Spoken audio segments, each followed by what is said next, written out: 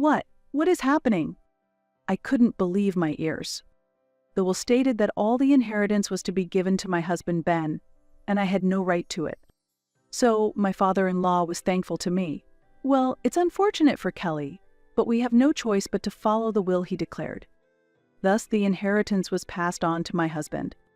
Once the inheritance was settled, my husband suddenly asked for a divorce. Why are you saying this all of a sudden? Your sister is pregnant.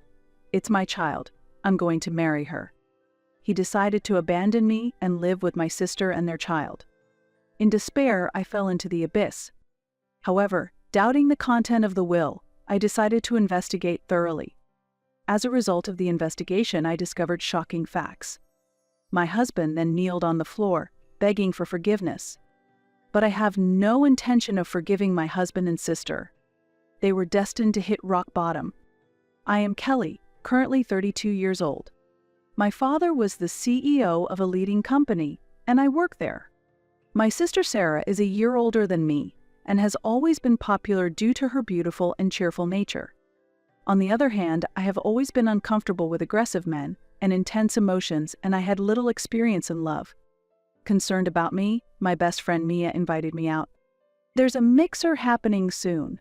Do you want to come? I'm not really good with that kind of thing. What are you saying? We're already in our late 20s. Let's go. Reluctantly, I was dragged to the mixer where I met Ben, who was 2 years older than me. He worked as a salesperson in a real estate agency. The moment I heard he was a salesperson, I prejudged him to be annoying and overbearing. However, talking to him turned out to be easy because he was sincere and calm, which helped me overcome my discomfort with men. Surprisingly, I found it easy to talk with Ben, and before I knew it, we started dating, and after a year, we got married. Even after our marriage, I continued to work at my father's company. Here, Kelly. This is a box of oranges. Please take them home. Such a large amount. Can I really have them? It's fine. We appreciate kind young people like you. Kelly, you really are great at your job. It's not just because you're the boss's daughter. You're truly amazing. People often praised me and gave me gifts such as fruits. I think this was because my father himself was a very virtuous person. My father always treated me very well. I work hard every day, wanting to be like my father. My father is a figure I admire. Ben and I both worked, and we came home at different times. Therefore, whoever got home earlier would take care of the household chores. Today as well, after working overtime and coming home exhausted, I was greeted by the delicious smell of food on the table. Smells good, looks delicious. Right? You're always working late. Today I made your favorite roasted chicken. I've also prepared dessert for later. Yay, thank you. My husband was an excellent cook and always prepared lavish homemade meals. No matter how tired I was, his cooking would instantly revive me. Thanks to Ben, I could focus on my work. He was truly invaluable. We were at the peak of happiness, but 2 years ago, a sad event occurred. It was the death of my mother.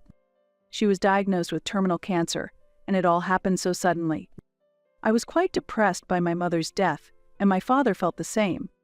At work, my father acted bravely, so I didn't notice at first, but one day, when my husband and I visited my parents' house after a long time, it happened. Dad, what's this? What happened? The kitchen sink was piled with dishes, and on the desk, there were leftover containers from convenience store meals. Work has been so busy I don't have the energy to cook, and I keep thinking how delicious Mom's meals were. My father was smiling, but I could tell that his smile was forced. My mother was a homemaker and took care of everything at home. I had never seen my father cook, and it was the first time I saw him so downcast. What are you talking about? You work late every day, and it's understandable that you don't have time for household chores. Plus, Mom was perfect at taking care of the house. But store meals every day. That's worrying. It's not good for your health. It's okay. Sorry to make you worry. As my father began to clean up, his back looked very lonely. Hearing this conversation, Ben spoke up. Dad, if you like, why don't you live with us? Really? I enjoy cooking, and I can get off work by 6 p.m. every day. I also have the option to work from home. It wouldn't be a big change just to add one more person. Ben smiled confidently at my father. I can't impose myself on a newlywed couple. What are you saying? I want a drinking buddy too. Ben. Thank you so much, I'm really happy. Tears were overflowing from my father's eyes. And so, our life together with my father began. After we started living together, I found out that my father used to leave the house at 7 a.m. every day and come home around 10 p.m. Maybe it was because he was the CEO, he had quite a demanding job. For such a father, my husband Ben and I made sure to have dinner ready by the time he returned from work. It's been a while since I had a homemade meal. It's really the best. Delicious. He was in tears as he said that. It seemed my father had become more sensitive. Instead of us cooking, my father started to take care of cleaning and laundry. As my husband promised, he and my father often drank together while watching TV. Perhaps wanting to drink with my husband, my father started to finish work earlier. Before we knew it, my father had regained his smile. Looking back, that might have been the happiest time for me. However, the happiness did not last long. My father began to fall ill frequently, and when we went to the hospital, he was diagnosed with cancer. This can't be. The shock was such that, although I could hear the doctor's voice, it didn't seem to reach my mind. I staggered out of the hospital. Kelly. No matter how many times my husband called out to me, I couldn't respond. I was so shocked that I couldn't even feel the ground under my feet. Kelly. Grabbed by the shoulders by my husband, I suddenly came to my senses. Kelly, hold yourself together. If we keep being depressed, it will worry your father. Let's support him together. It's something we couldn't do when your mother was sick. Nodding to my husband's words, I cried all day that day. My father was soon hospitalized, and the company was in chaos without its CEO. To avoid worrying my father about the company, I did my best. When I couldn't visit the hospital due to work, my husband went to see my father alone. However, my father's condition worsened, and he passed away after some time. Holding me as I broke down in tears, my husband consoled me. I'm sure your father is smiling now, meeting your mother he loves so much. Many people from the company and friends attended my father's funeral, and I realized how much he was loved. A few days later, my husband, my sister Sarah, and I gathered at my parents' home to discuss my father's inheritance with a lawyer. There, my husband said, "Actually, I was holding on to a will from your father before he passed away. I didn't know my father had left a will. My father did something like that." "Let's open the will then," said the lawyer, opening it and reading the contents. The will states that all of the estate should be inherited by Ben, the husband of the younger daughter, Kelly. Additionally, the reserved portion should go to the elder sister, Sarah, and the younger daughter, Kelly, shall not inherit. What is happening? I couldn't believe my ears. Why would I not inherit anything? I couldn't believe that my father would leave such a harsh document. Isn't that strange? Contrary to my shock, my husband was not surprised at all. So, my father-in-law was thankful to me. Well, it's unfortunate for Kelly, but we have no choice but to follow the will he declared. The expression on my husband's face was indescribable, something I had never seen before. "Kelly, did you perhaps anger your father?" laughed my sister, who had often changed boyfriends and brought them home. My parents were worried and troubled by my sister's behavior. Once my sister graduated from university, she hardly visited home, and when she did, it was always to ask, "Mom, can I have some money?" Seeing such behavior, my father often scolded my sister. However, my sister never listened to him, and they were not on good terms. That's why it made sense that my father wouldn't leave the inheritance to my sister. But my sister was not the type to let that go. Since only the reserved portion was to be inherited by my sister, if it had been her usual self, she would have complained and been angry. However, this time she showed no signs of anger. Anyway, since the will states that Kelly cannot inherit, you have to renounce the inheritance. That can't be. I wanted to deny that my father would say such a thing, but since it was written in the will, I could say nothing. In the end, we proceeded according to my father's will, and the inheritance was passed on to my husband. According to the lawyer, the total amount of the inheritance was $5 million. I was surprised to hear the amount, but it was characteristic of my frugal father. There were parts of the inheritance that I couldn't accept, but I decided to believe that my father had his reasons. After the inheritance, my husband's attitude began to change drastically. "I won't be coming home today." "Ha, that's rare. Where are you going?" "It doesn't matter." My husband coldly brushed me off and left the house. After that, he stopped preparing meals and began staying out 2 to 3 nights a week. After my father passed away, I was grieving, and I couldn't keep up with my husband's sudden change in behavior. A few days later, "Please divorce me." Ben suddenly said such a thing, leaving me speechless and unable to respond. "What? Your sister is pregnant." "That's why I'm asking for a divorce." I couldn't understand at all. It was the first time I heard from Ben that my sister was pregnant, but what does her pregnancy have to do with our divorce? "I'm sorry, I don't understand what you mean. The child in Sarah's womb is mine. We will raise the child together in this house from now on." His words hit me like a thunderbolt. "What? You've been having an affair? And with my own sister?" "Well, yes, it would be an affair. I'm going to live with Sarah starting today, so Kelly, please leave." "What are you saying? How can I just leave all of a sudden?" Click. Just as I was about to unleash my anger at him with great momentum, the sound of the front door opening interrupted me. With the door opening, a loud "I'm home" could be heard. "I'm home? Didn't Ben tell you? From now on, for the sake of the baby, I want to live in a spacious house. Ben inherited this house, and as his future wife, it's natural for me to live here, right? Sarah, do you even realize what you've done? You're the worst. I can't believe this. It's your fault for having him stolen from you. If you didn't want that to happen, you should have held on to him more." "What?" She showed no remorse, instead mocking and starting to laugh at me. "Stop fighting. Does this man even realize why we're fighting?" Anger was boiling up inside me. "Anyway, Kelly, just leave. If Sarah gets stressed, it's not good for the baby. And I've already filled out the divorce papers, so submit them to the courthouse. Do you realize how selfish you're being?"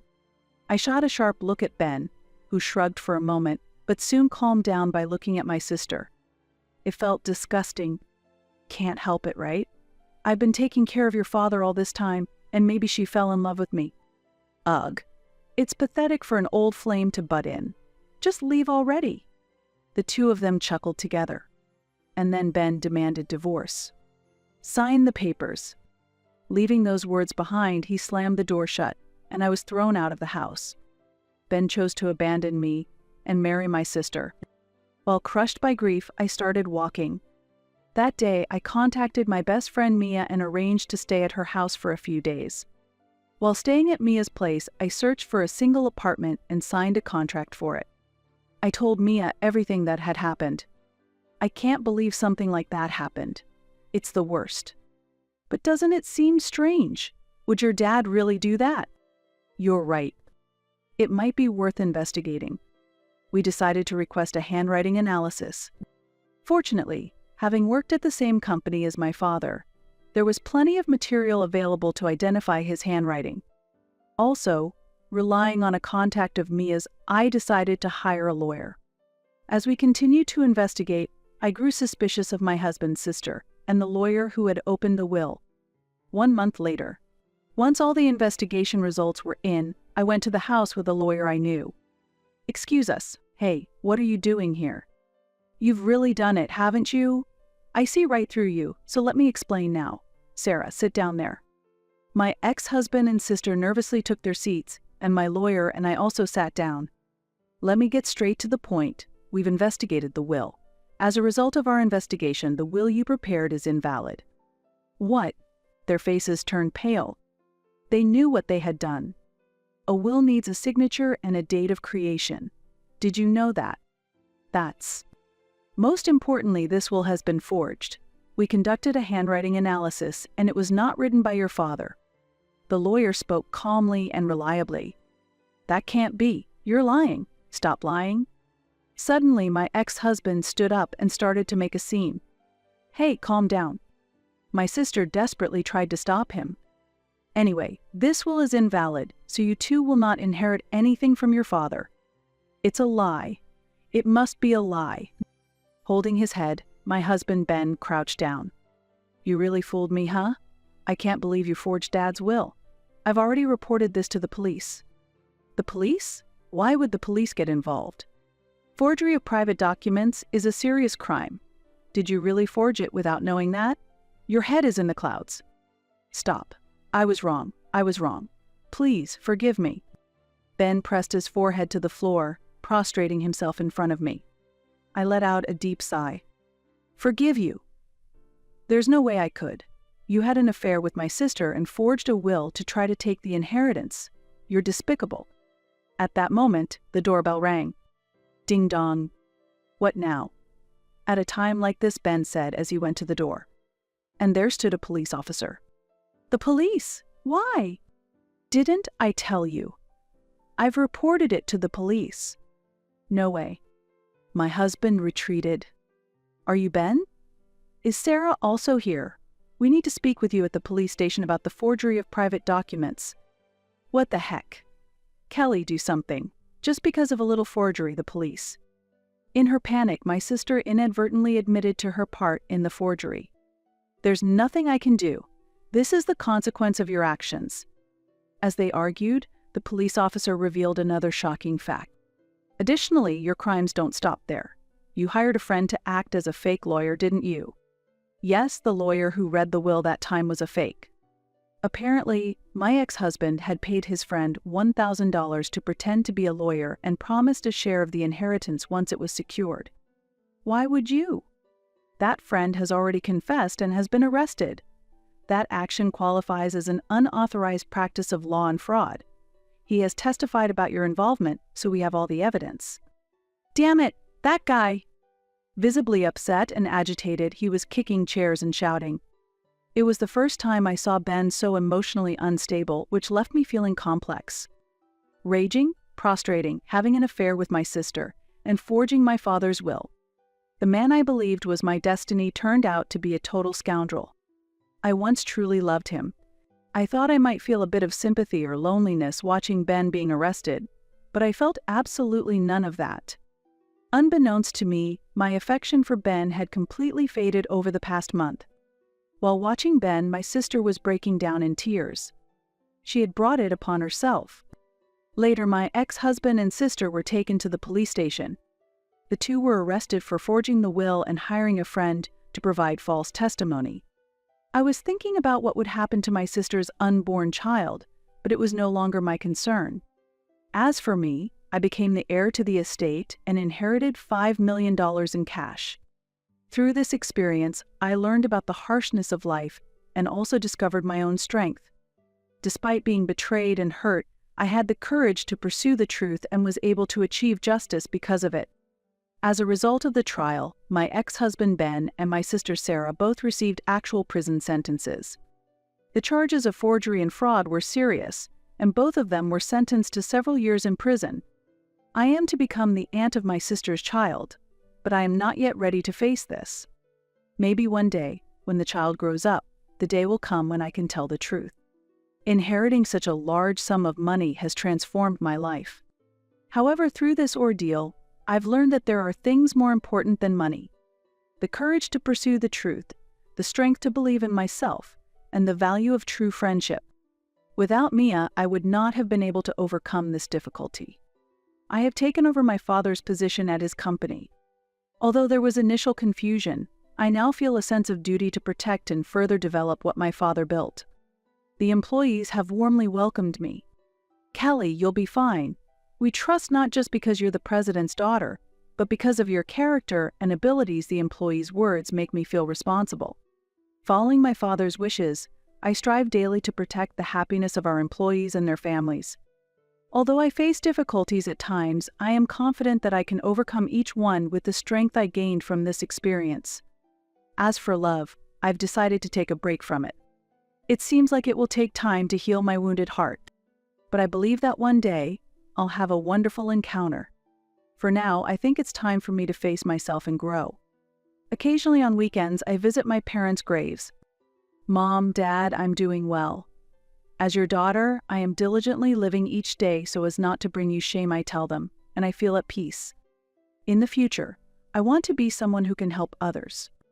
I plan to establish a foundation to support people who are experiencing the kind of suffering I went through. People make mistakes, but they have the power to learn from them and recover, my father often said.